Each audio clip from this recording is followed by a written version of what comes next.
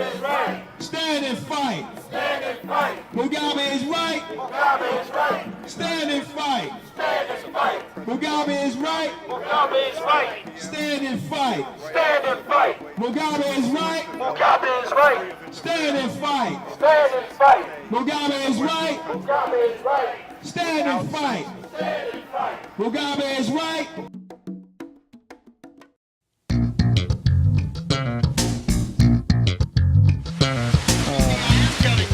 I will not abrogate my right. That's true. I understand that. Under any circumstance. The host, of course, Greg Lazar, here with no other than the great Nat Wood. Adjust your television set. You are fortunate enough to have tuned in to 30 frames a second. You have spun that into the fact where the victim is now the perpetrator and the perpetrator is now the victim. And that just drives me crazy. Good afternoon. Mudslides in Sierra Leone, sanctions in Zimbabwe. The subject today is Africa.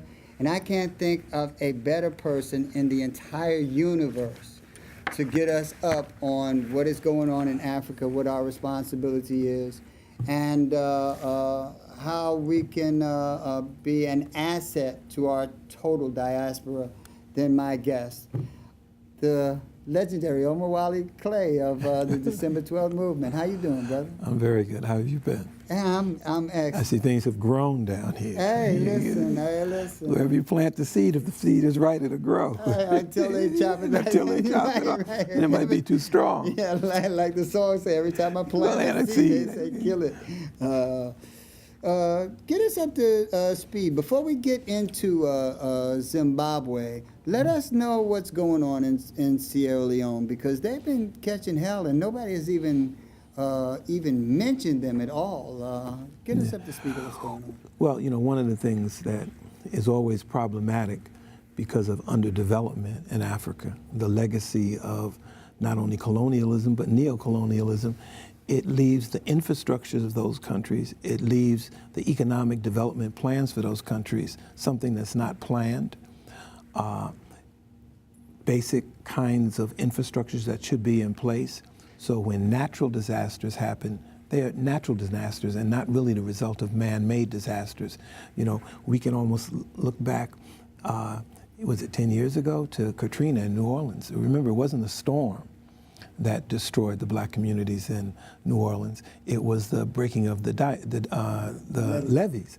And so oftentimes we find this disparity in terms of when there are natural disasters, that you can have disasters that are far more severe in, quote, the developed world, and less people die, and then disasters that are less severe when many more people die. Sierra Leone is an example of that. You know, back in August, about mid-August, August 14th, they had these torrential rains. These floods and rains are not surprises. You know, they're also reflections of deforestation, reflections of the underdevelopment of infrastructures, the development of the standardization of housing and how it's going to be built. And all of these are usually the result of an economy that's not planned, is influenced by the former colonial masters through neocolonialism. And so profit and exploitation is usually what ends up happening, developing particularly the most safety-developed infrastructures in those countries. So this time, the tremendous impact in Sierra Leone, particularly coming after the Ebola crisis, where thousands of folks from Sierra Leone died, you have the situation where the rains and the floods that came this time caused a mudslide. And they said immediately almost 500 people died in the mudslide, and about another 600 missing they haven't even found yet. And the impact overall in terms of housing and everything is going to be a tremendous sacrifice for people, a hardship for people. You know, when these things happen in one sphere, and if we go back to the Ebola crisis, although thousands died, you also have the impact of the loss of production. You have the impact on other families. So these things have a ripple effect. So Sierra Leone hadn't even recovered from that, and then comes these floods. And the mudslide was the most acute part of the floods was the mudslides, because that immediately just took out X number of people. We find that when we look at that situation, I know there's a community right outside Freetown, I think it's Karoo Bay, one of the most densely populated communities outside Freetown. The floods had a tremendous impact there. No mudslide, but the floods. I mean, you see the pictures, they show you these pictures now of Florida and stuff like that. These pictures, the water is up to people's necks. Right. Not boat level, not waist level, up to people's necks in terms of that. So the impact of natural disasters always gets exacerbated in underdeveloped countries because of just the nature of they don't control their economies, and their economies, therefore, there's no effort to make them a planned economy. If we even flash back to Florida, some of the cities in Florida, I think it was even Tampa, they developed so rapidly in an unplanned way. They just put concrete everywhere, so there was no place for water to go because there was no plan to what's happening. And the plans are not about people. The plan's about how do I make some money, right, and how do I protect property, right, in that sense. Right. And it's so backwards and so not only irresponsible, but it's just so backwards. It defies reality because the greed that they seek defies reality. Right. I mean, how much can you want? How much greed can there be? Oftentimes we always see the comparison between situations like that and situations in countries where there is control of an economy, control of the people have faith in the government, and there's organized efforts that the most important aspect in any crisis is the human asset, not property asset. So if you always notice in Cuba, even though this Irma that came through Cuba was devastating. Right. However, the Cuban response has always been an example of what happens when it's a people's first country and economy, and when it's planned. Because when the issues, and Cuba's forecasting on hurricanes and stuff is the best in the world, but when they know something's going to happen, they move. The nation moves to resolve where it's going to be. They move people out. People are not worried about somebody going in and stealing the property out of their house, and the people are not afraid of the government telling them this is what's happening. So there's some faith in the government, which has proven itself over the years, but there's also the mobilization of the entire nation.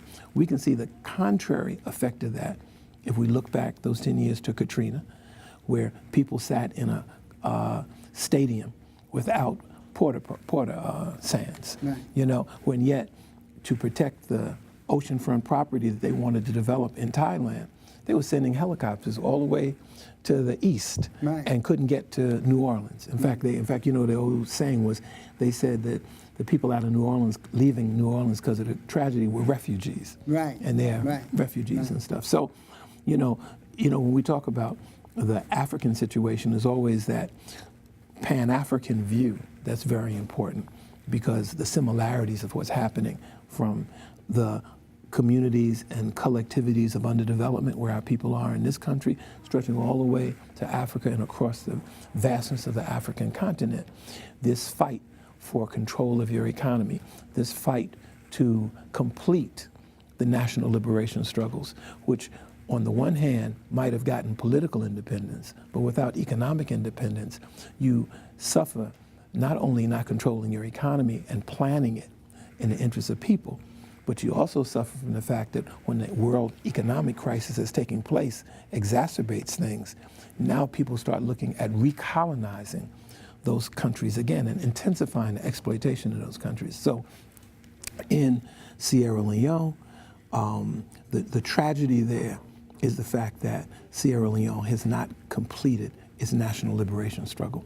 It's a tragedy in much of Africa itself that there's no completion of the national liberation struggles. And where those efforts are being made, the protracted nature of it and the targeting of those countries becomes that more intense.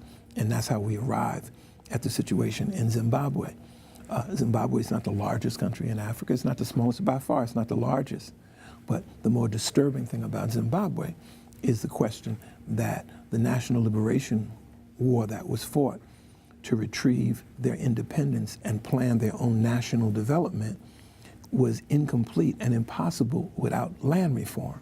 Well, Hold up, because you mentioned a lot of things, and I want people to be able to connect the dots because there's so much that's going on, and they are all so interconnected in the way they play out. You mentioned Hurricane Irma, and you mentioned Cuba. One of the things that also needs to be mentioned, because you spoke of Ebola and you spoke of devastation and colonialization and neocolonialization, is Haiti. Because a lot of what is going on in Haiti mirrors both what is happening in Sierra Leone and in Zimbabwe. The sanctions in Zimbabwe are reminiscent of the same cry for white colonialists to get reparations from France and Canada from Haiti that is the cause of white colonialist countries saying, using the pretext that Zimbabwe did not compensate the white farm owners, the colonialists who took the... so connect the dots for us in all that's happening and how it's kind of the same strategy, just like different radio stations. Well, the greed, the absolute greed of capitalism and its expression, imperialism around the world, is without logic, without reason. And one of the problems that always happens is when you try to rationalize and give logic or reason to it, it makes you look crazy, or it makes you propagate their illogical view of the world. Countries that were colonized, their resources stolen for hundreds of years, are then turned around and said, when people now say we want to reclaim what's ours, they turn around and say, well, you owe us. Right. And you say, we owe you. We owe you for what? Right. In fact, you still owe us. Right. The situation in Haiti, what made Aristide such a bone in their throats was Aristide said, who was a former president, who they kidnapped and really just took out of Haiti, he said, France owes us billions of dollars. Because after the Haitian Revolution, the Haitians were paying reparations to France for decades after that. So this idea of, and it's really, Nate, it's really a question of worldview and how you see the world in that sense. And the colonizer is going to see it out of their window. Right. And if you look out of their window, you see what they see. Right. Right. And it will make you crazy, because if it's not your window and that's the one you're looking at to see how the world looks, it's insane in terms of that. And Haiti actually did the same thing that they said that they were going to punish Zimbabwe to the point of breaking them if they didn't do. What good things have come from paying reparations to France since the days of the Haitian Revolution? How has that benefited Haiti?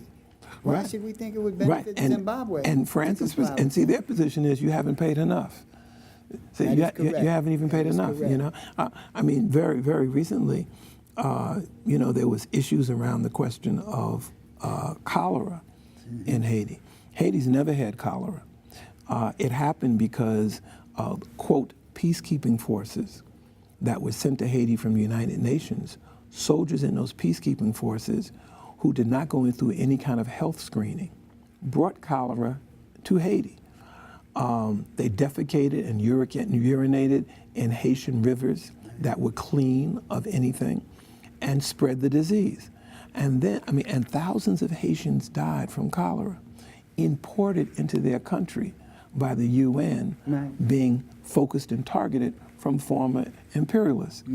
Then the Haitians are told that they can't sue the UN for that because the UN is a sovereign state. And so you don't have the ability to sue them. And see, now you become a legal question and da-da-da-da-da-da-da-da. But, the ultimate question becomes, can you control your situation? The bottom line is, can you control your situation? Can you view the world from the interests of your own people? And then do you have the ability to project that authority to defend your people and to exercise relationships with other people in the world? That becomes very fundamental. And that's why I'm saying, for African people, it has to be a Pan-African viewpoint, because it's happening to us globally. You know, so the Zimbabwe question, Pan-African, whether we see it or not, they do. Absolutely, absolutely, and that's why the Zimbabwe situation is such an important. I mean, why? You know, we said about Ferguson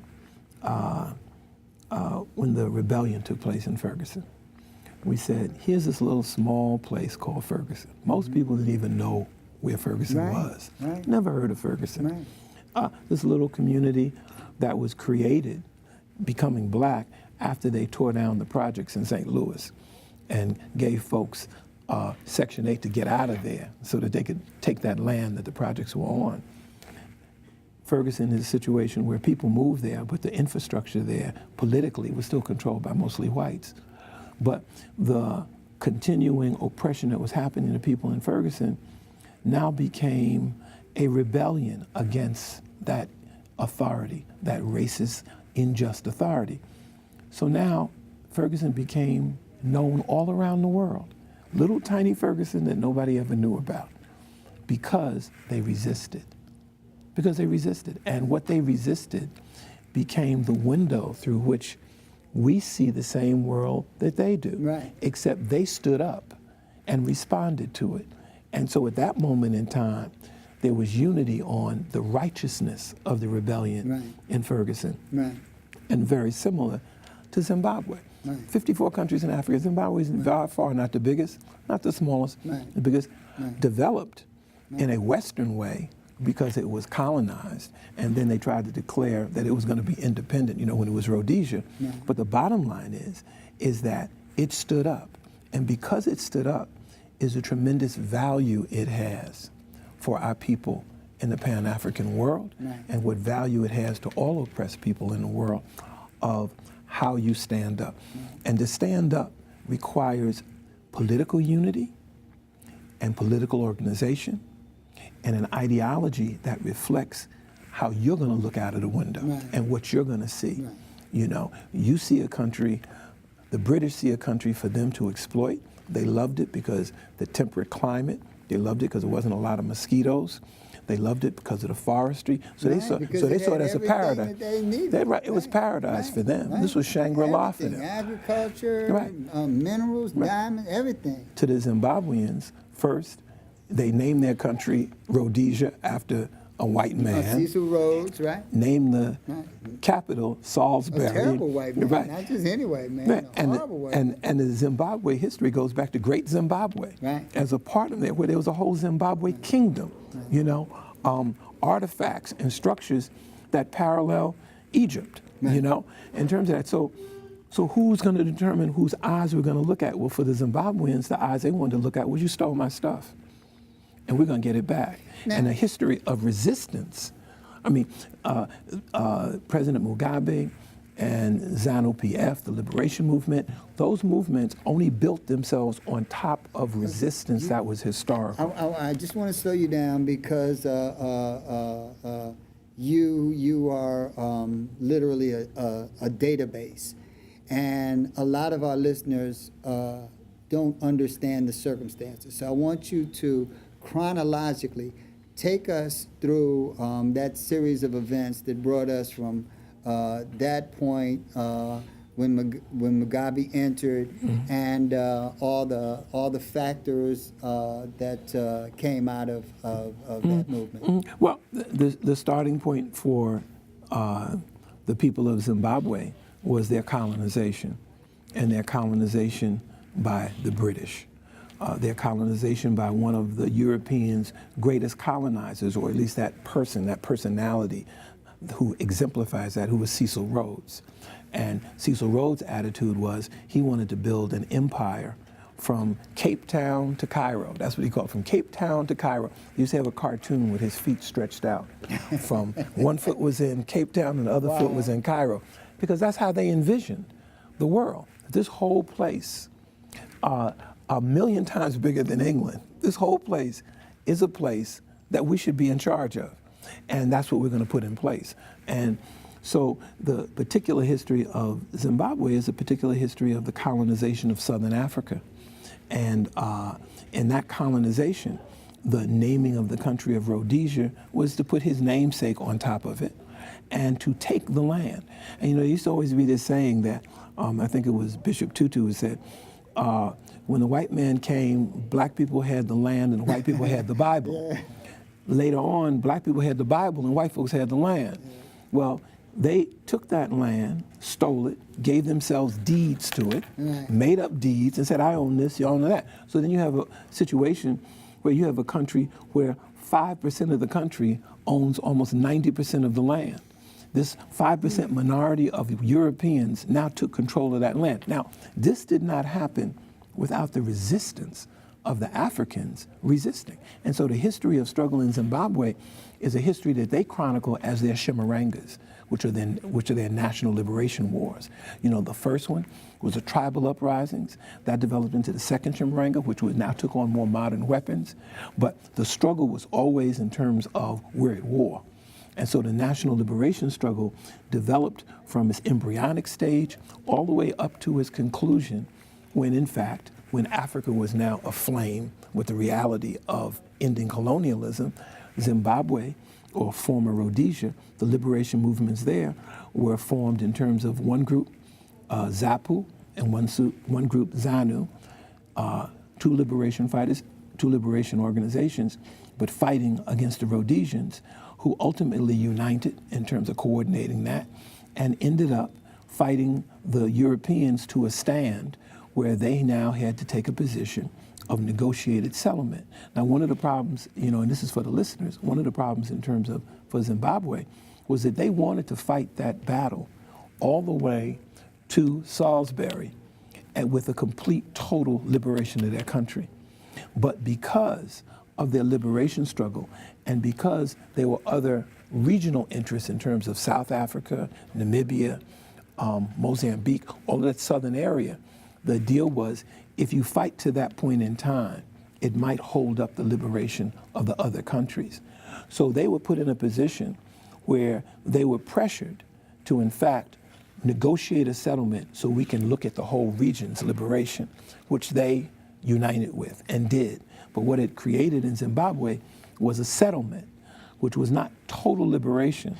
In fact, for the negotiations that went on in Lancaster House in 1980, the idea was to work out an arrangement that ultimately ended up with, for 10 years, 10 long years, that the question of land in Zimbabwe and its redistribution was going to be based on willing seller, willing buyer. Right. This is what gets us back to the other colonized countries, Haiti, other ones we go to. Right.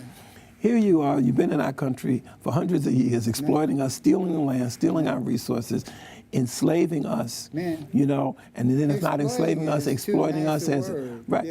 I mean, it's too civilized. Yeah, predatory relationship. Right.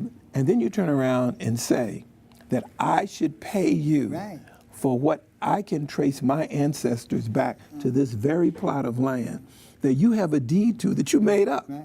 And then you say that for 10 years, I can only retain that land, have it returned to me, if the seller is willing to sell it and I have the money to buy it. Right.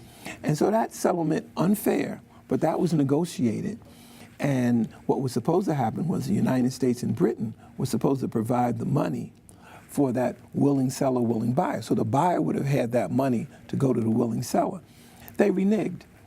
Britain reneged, the United States reneged, as true to form in that sense. Right. But what it did was, for 10 years, it backed up the question of why the people made revolution in that country. Right. They didn't make revolution for parliament.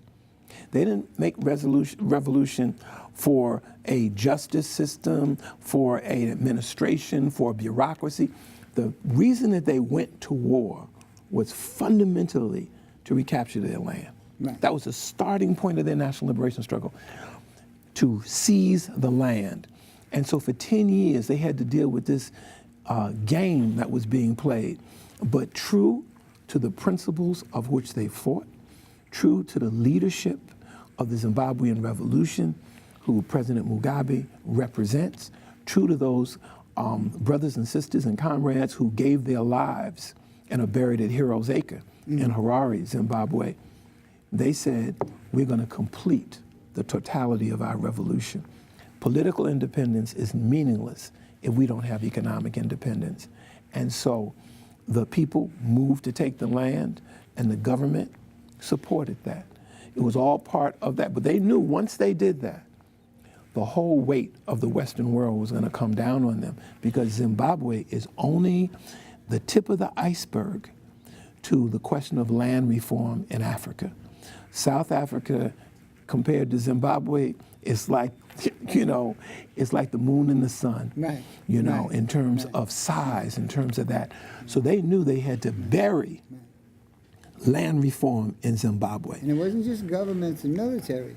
The British press had as much to do with shaping the way Public opinion. That is correct. Public that is opinion. correct. Public opinion. Portraying Zimbabwe and specifically Mugabe to European colonialist powers. Yeah, we took. I The remember, British press had all. one of our foremost Pan-Africanists, who's no longer with us, one of our comrades, one of the founding members of the December 12th movement, Ilumbe Brath. I remember when Ilumbe said once, he said, if you look back, he was talking about a period of time, it was like early 2000, 2001, right around then. He says, they want to say that the land seizures in Zimbabwe, that the Zimbabweans are killing all of these poor, innocent white farmers That's how they portray and taking their land. And Ilumbe said first, he said, do you know, and he gave this period of time, he says, do you know in this 5-year period, 1,000 white people have died in South Africa over land issues. And in that same period of time, 10 white people have died in Zimbabwe. So why do they put this emphasis on white people dying in Zimbabwe and don't even mention white people dying in South Africa? And Ilumbe said, because in Zimbabwe, the land reformation and reformation in Zimbabwe acquisition is such that they're not just taking a family off the land, they're ending the deedship of the land. And in South Africa, a white farmer might die, but the land is turned back over to his children or to his wife. So the real question for them wasn't even their white kith and kin. The real question was, who's going to own that land? And so Ilumbe said, you're right. And so Ilumbe said, because you can now hear the politics of where they were coming from. They made Zimbabwe the issue because Zimbabwe went to the heart of the matter. And the efficacy of the press, because they didn't just print the word, they actually would take photographs of one white person there and personalize it where you would see these wounds and scars, and these savages were now doing this terrible thing to these white folks, to these innocent victims. It was remarkable to behold how good. Well, their propaganda machine. Form, public assent, define the presentation of the question. Zimbabwe, evil, marauding Africans, uncivilized, destroying their own country. And here white people, they're trying to make it a modern, civilized country, and these savages are destroying it. And then look what they're doing to the white people. Look at this man. Look at this woman. Look, that's why Ilumbe said, you didn't say that about South Africa. Because South Africa didn't come at the fundamental. With the danger of Zimbabwe. Every one picture that they showed of a white, I don't even know what to call them, but a white person in Zimbabwe, they could have shown 1,000 Africans who had been you know what they say? Tortured and disempowered. He who has the horn plays the tune. And so they have this power of this international media, which is why made our responsibility since our earliest days involved in the African liberation movement, the African liberation struggles, is to try to bring the truth to what's going on. Not only the truth of what's happening in Africa, but the Pan-African responsibility to talk about us as a community, what's happened to Africa since our being kidnapped and brought here, into these collectivities of underdevelopment, the national question for us. Who are black people in this country? What's our national question? We've never been full citizens in this country. So what is, as someone said once, Katrina, Ta-Nehisi Coates said, Katrina, and what happened to black people in Katrina is the first of many national referendums on black citizenship. The horrendous nature of what happened to us is a statement about who we are in this country. And when we take and draw that out to the African continent, the analogy you made of how they portray and create public opinion, totally the opposite of what's going on, is part of that same parallel of then, what's the road forward for Africa? So we don't arrive at Zimbabwe and support for Zimbabwe out of the sky. We see three fundamental things with Zimbabwe. One, they liberated their country and initiated land reform. Two, the organization that they did this with, the struggles that they have gone through to build a revolutionary party, an African revolutionary party that waged armed struggle, went through the period of willing seller, willing buyer, went through this form of government that the British had imposed, these parliaments and stuff, and maintained its integrity up to and through sanctions going on now, is a real important story for our people.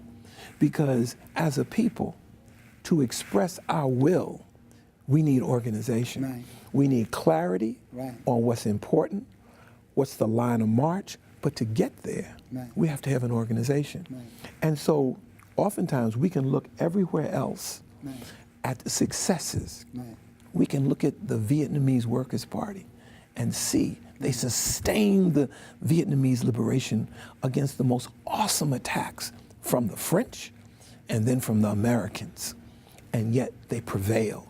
They did that through clarity of ideas, clarity of politics, and clarity of organization. And they did that. And their people have won tremendous victories because of that. We look at Cuba, and we can look at Cuba and we praise Fidel, and he should be praised in terms of his clarity of vision. But Fidel was the leadership, but there was a party. There was a structure that was able to educate the people, arm the people, people's militias in the country. Fidel would always say, if you want to discuss Cuban independence, we'll discuss it with you at the beach. We'll discuss it at the beach because this is our Cuba, you know? And see, for us, as African people, we have to turn around and say to ourselves, so where is our structure? Where is our organization that has been able to take on imperialism unabashedly? Not perfect. There's no perfect leaders, no perfect organizations, no perfect countries.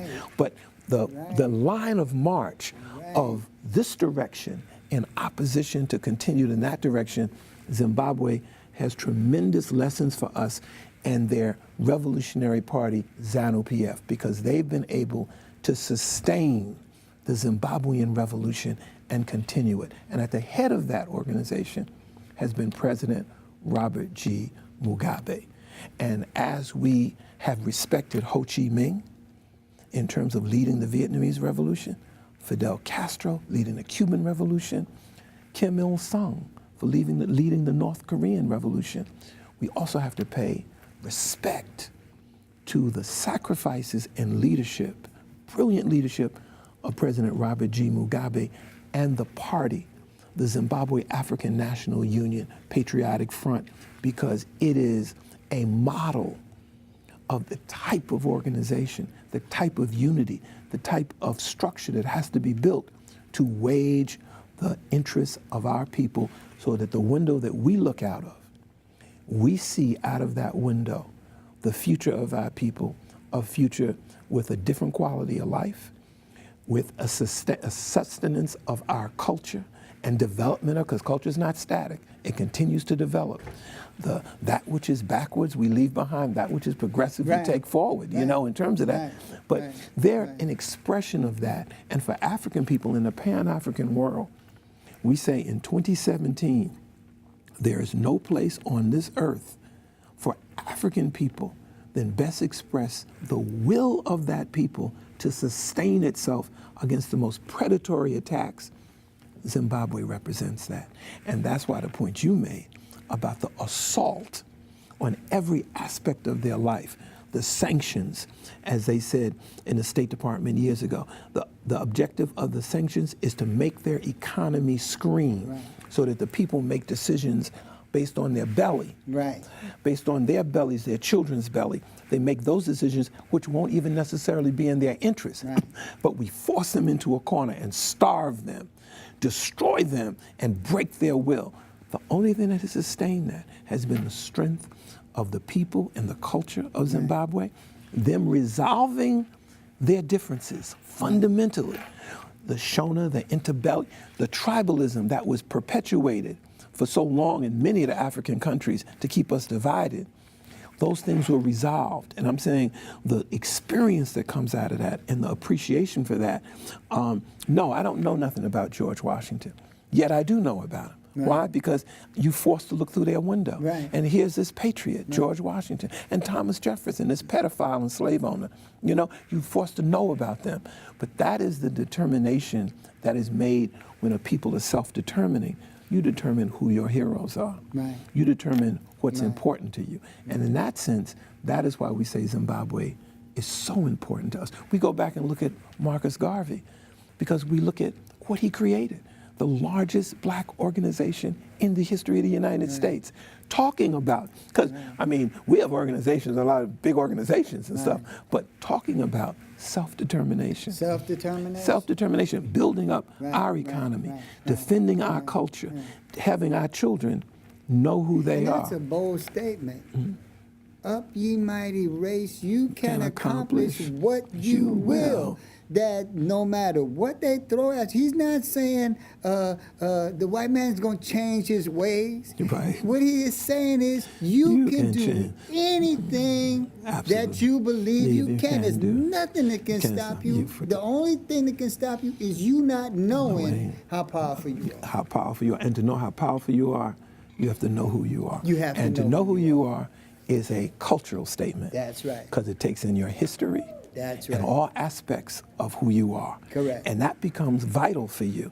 And that's why today it's so important to understand that little small town called Ferguson and that small country called Zimbabwe, the lessons from that are so tremendous. They're so tremendous for us, and particularly across our community. You know, sometimes people try to say, well, you know, it's the young people. I said, we say, no, we've always come from our community. That is correct. The elders teach the young teach the elders what's going on. That totality, this thing around, this trying to, oh, it's the youth today, it's the youth, it's youth. No. You can have some backwards youth and some progressive elders. That's why we look at it, our community. You know, and we get divided often, you know, Nate, because they want our youth so they can exploit a whole nother generation of our people. You know, sell them this, sell them that. Next thing you know, everybody wants this $1,000 iPhone. This new $1,000. That's what I want, an iPhone. And completely move them away from being connected to their elders, their parents, their grandparents, generation. Completely remove them away from that and incorporate them into nothing. I can't even say like white folks' life because we're looking at a mirror. We raise our right hand, but it's the left that we don't even know what we're looking at. And that's why I said Zimbabwe, the land reform, ZANU-PF, the organization, and then the question of the projection of Zimbabwe as leadership of the Pan-African world. Because now the question becomes, what's the model? You know, where do we look? Every time President Mugabe goes to speak at an international forum, he's speaking in the interest of us looking out our own window. And because of that, you know, he leads the Pan-African world in that sense, because he understands that if we're not going to be self-determining, that our children, our children's children, our children's children will be cannon fodder for these greedy suckers who have no end to their greed in terms of that. And so his position is you can't compromise on that. When he was chair of the African Union, which is a one-year term, first thing he said to folks was, look, what we can do on our own, let's do. What we do because Europeans gave us money, maybe we need to stop doing that because you pay to the piper what he gives you. Right. He says, let's do what we can afford and then move to develop that. Right. He says, because all this other money that begins to sustain programs, Right. why would they give us money to sustain programs that are not in their interests? Right. He said, so one of the things the African Union must do is be self-determining. At the same time that they say that you are not allowed to sell your own resources to use your own money. So I'm supposed to be grateful that you tell me I can't eat my own fish, but you'll give me a can of sardines or something. There's a magazine article that attributes a statement to Mugabe, where he's basically saying that Mandela is, they almost quoted that Mandela is the reason why South Africa, the whites in South Africa still control South Africa.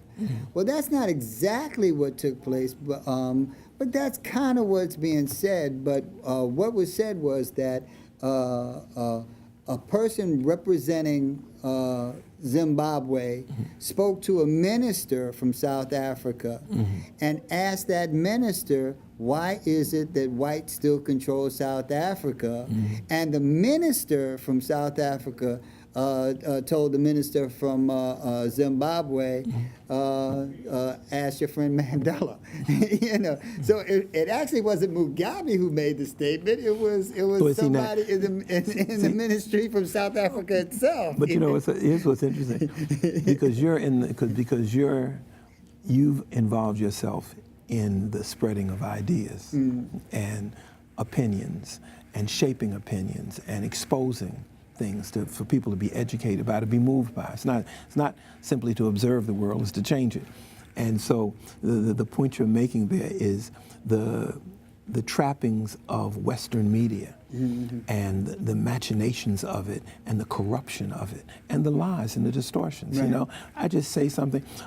Roger and I were in Geneva a number of years ago when a special rapporteur in housing, we're at the Human Rights Commission in Geneva, and we were listening to a presentation by the U.S. representative about homelessness in the United States. And they said, well, most of homeless people are alcoholics. So this was interesting. So then afterwards, this particular special rapporteur was from Nepal, I think. He came over and asked the representative from the United States, that's the first time I've heard that. Where did you get that information from? Now, we're standing on the side away from the argument. She said, I made it up. Right. Now, she said that to him, which was two things. One, her arrogance. Right. Her lack of fear of making a statement like that. And he was taken back because he walked away. But she actually told him, I made it up. I made it up because I wanted to say it. But more importantly in that, I have the power for me telling you not to have any impact. Right. So I can share this with you, you know, like that. So, so why do we want to come today? We want to come today because the General Assembly is opening this year in 2017. And once again, President Robert Mugabe will be here. And once again, we call on all of the Pan-African sons and daughters to come out in support of the president. We also understand that the attacks on President Mugabe and Zimbabwe have intensified because they never give up. They might go underground or whatever, but they never, ever give up. Sometimes some of our folks they never give up because they understand what's at stake. So they never give up. Right. So sometimes you see them, sometimes you don't, but they're always working. Right. And in Zimbabwe, they have created an opposition, the Movement for Democratic Change. Last year, they created this opposition called the flag movement, Yeah, our I flag remember movement, that. We our talked about flag. that, as a matter of fact. Our flag. Yeah, They were we coming from talked all about over the that. United That was deep. States to coming because our flag. This is his preacher. Yeah, he was sitting in his car preacher making came- these videos, yeah. and he would get, I Here's this remember. preacher who comes. They build him. He comes to the United States. Yeah. He gets a green card. Yeah, He gets a green card. Yeah. Just like that. He gets a green card. And then they let him travel around the United States because now he represents democracy in Right, Zimbabwe. right. And you know, one of the things that the leadership in Zimbabwe once said, there is no new Zimbabwe. Right. This is the new Zimbabwe. Right. If you're looking for a new Zimbabwe, there's not no new Zimbabwe. right. You really mean talking about going back to the old Zimbabwe. The new Zimbabwe means we have to roll up our sleeves, and as you say, and do the work. Right. We have to do the work. You were saying that in your previous segment. Right. We got to do the work. Right. You know, nobody can work harder than us for us. That's right. And see, when you That's throw up your hands and you do that, you can make change. You can develop stuff. He Right. said, so here are these people, they create the movement for democratic change, Morgan Shangarai, a creation. One of the things the Zimbabwe leadership has said, the Zimbabwe liberation struggles brought out some of our best. Right. And you know, some of the people in the Army's position is, if you haven't fought in the liberation struggle, well, our first question was, where were you? Right. You know, when everything was going down, Right. where were you in terms of that?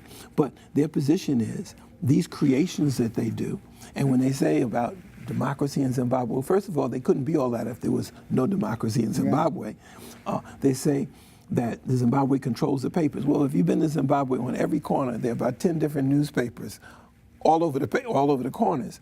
So even though we've said to the Zimbabweans, we don't know why you even do all of that. That's just waste your energy and stuff. But, you know, the bottom line is that every time they come to challenge the leadership of the Pan-African world, Pan-Africanists have to stand up. And so once again, this Saturday, coming September 16th, at 12 o'clock, we will be assembling at 53rd Street in Lexington, where masses of our people did last year, to make a statement that the leadership of President Mugabe, the leadership of the Pan-African world, is coming to the UN to once again lay out the orders of the day.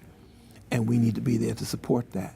We also understand that once again, the United States, working behind the scenes, is trying an attempt to embarrass the president, trying an attempt to create this false opposition, because they have money. They have money. They have lots of money. They always But as have you know, lots of money. but as you know, last year they said all of that too. Right, But our right. position is, I think, as you said, I'm not focusing on them. Right. I'm focusing on your listeners. Right. I'm focusing on our community Right. to say we do have our heroes. Right.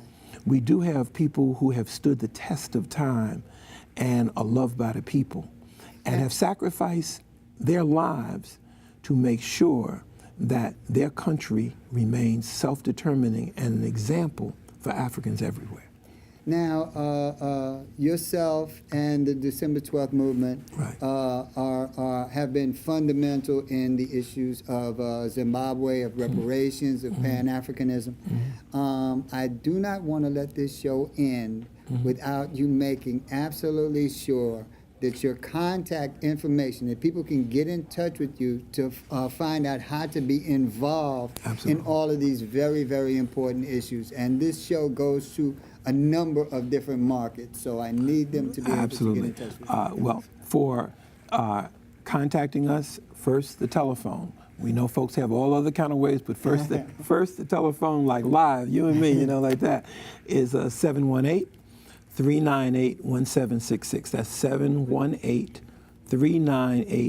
718-398-1766. Also, our website is December12m.com. December12m.com. You can reach all of our information there. We're on Facebook, we're on Twitter, Kidda, whatever, you know, Instagram, all the rest of that. But mainly in terms of December 12th movement, 718-398-1766. You know, our headquarters is in the People's Republic of Brooklyn, right on the corner of Jefferson and Nostrand. We've been there. Yeah. Look, hey. Well, you know, let me tell you something. I'm not jealous Let me of tell you Brooklyn. something. But we're fighting. Look, let me tell you something. We're fighting ethnic cleansing. See this Yes, this yes. gentrification. But you're fighting it. We're fighting it. A lot of Absolutely. us just being ethnically cleansed, Right. and going down without a fight, Absolutely. and that's worse than being cleansed. Absolutely. See, that's why the Zimbabwe question is so important. Right. Because it builds up. We have a history. We have a human right to be self-determining. Right. And the United States is very good at projecting everywhere else. They want to talk about international criminals. They're only African leaders. Right. Only African leaders. And those are the ones who should be prosecuted by the International Criminal Court. Right. The United States is not even a party to the International Criminal Court. Right. But yet it's one of the main ones accusing people who should be prosecuted there. But they don't want to subject themselves to the International Right. Criminal Court for war crimes and crimes against humanity that they've created. Right. And so they'll talk about genocide and ethnic cleansing in every place around the world, but they won't talk about, so where are the people at that got moved out of Bed-Stuy? 25% of people, there's been a 25% increase of white folks in Bed-Stuy and a 25% decrease of black people. Well, we know who the white people are, but we don't know what happened to our black folks. So this question of the attack on our housing, the attack on our schools, the attack on our hospitals, the attack by the police, crooked banks, crooked real estate, Right. government policies that redefine low income is now affordable, those are all part and parcel to ethnically cleanse our communities. And then you turn around and then suddenly Harlem is Soha and Brooklyn is Boha. You know what I mean? And then you say, well, what happened? No, what happened was we were ethnically cleansed. And so, you know, Zimbabwe just represents a wall to protect ourselves, to defend ourselves, and an example of what is possible for us to do. And we see that around the world. We see leaders like that we stand on their shoulders, certainly like my brother Ilumbe, you know, certainly like our brothers Malcolm and Garvey. I want to thank you for connecting the dots. We're just about out of time.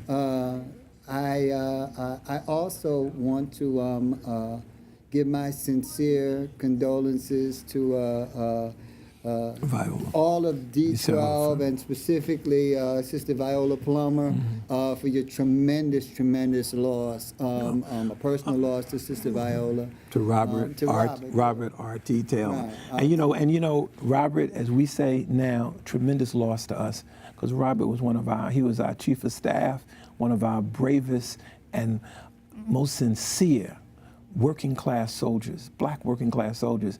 And we say, to continue that is to live like him, dare to struggle, dare to win, you know, in terms of that. So this September 16th, 12 p.m., 53rd Street in Lexington, we will be assembling in terms of defending Pan-Africanism, Zimbabwe, President Robert Mugabe.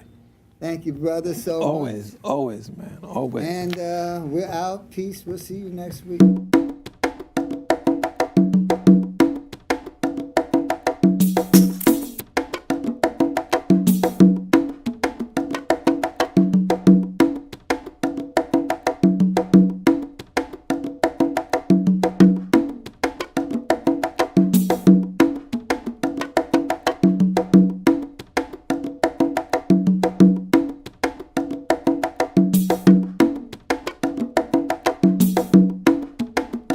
Stand and fight. Mugabe is right. Mugabe is right. Stand and fight. Stand and fight. Mugabe is right. Mugabe is right. Stand and fight. Stand and fight. Mugabe is right. Mugabe is right. Stand and fight. Stand and fight. Mugabe is right. Mugabe is right. Stand and fight. Mugabe is right.